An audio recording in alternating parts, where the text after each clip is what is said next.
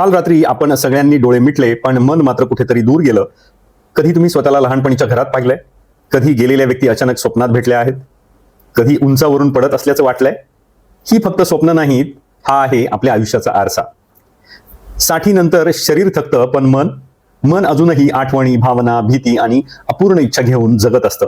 आणि आज आपण जाणून घेणार आहोत ज्येष्ठ नागरिकांना पडणारी 10 सर्वात कॉमन स्वप्न आणि त्यामागचा खरा मानसशास्त्रीय अर्थ.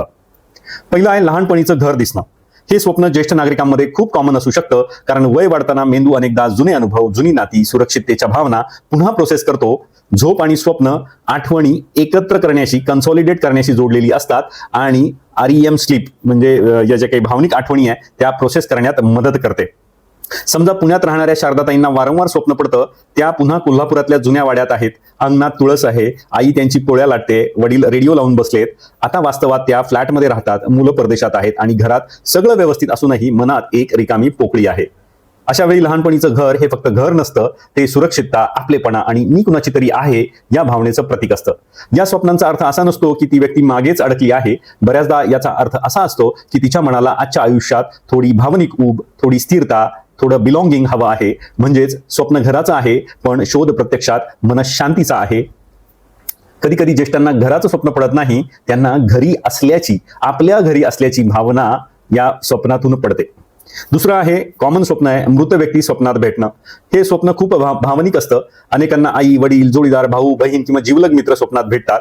मानसशास्त्रीय दृष्ट्या स्वप्न अनेकदा अनरिझॉल्व्ड इमोशन्स, म्हणजे ज्याचं काहीही आपण सोल्युशन शोधलं नाही अशा भावना, किंवा ज्या व्यक्त केल्या नाहीत अशा भावना, लॉंगिंग, ग्रीफ म्हणजे दुःखाची भावना, याचं प्रोसेसिंग करणं म्हणजे त्या भावनेचा निचरा करणं आपण ज्याला म्हणतो, आणि भावनिक आठवणींशी संबंधित असतात.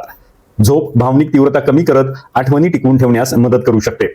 उदाहरणार्थ रामदास काकांचं त्यांच्या पत्नीवर खूप प्रेम होतं.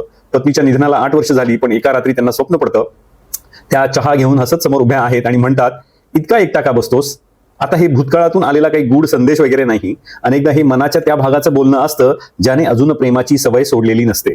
अशा स्वप्नात 2 भावना एकत्र दिसतात. एक म्हणजे विरह आणि दुसरी म्हणजे मनाचं हिलिंग किंवा मनाचं भरून येणं, त्याची जी जखम आहे ती भरून येणं. कधी आपण जागे झाल्यावर रडतो, पण थोडं हलकं सुद्धा वाटतं, कारण मन एक प्रकारे स्वतःलाच भेटून येतं. या स्वप्नाचा खोल अर्थ असा असू शकतो, अजून काही न बोललेले शब्द आहेत. व्यक्तीची आठवण केवळ स्मृती नसून आजही भावनिक आधार आहे आणि एकटेपणात मेंदू परिचित ऊब शोधतो. ज्येष्ठांच्या स्वप्नात गेलेली माणसं परत येतात, कारण शरीर त्यांना गमावतं, पण मन त्यांना पूर्णपणे सोडत नाही. तिसरं कॉमन स्वप्न आहे उंचावरून पडण्याचं स्वप्न.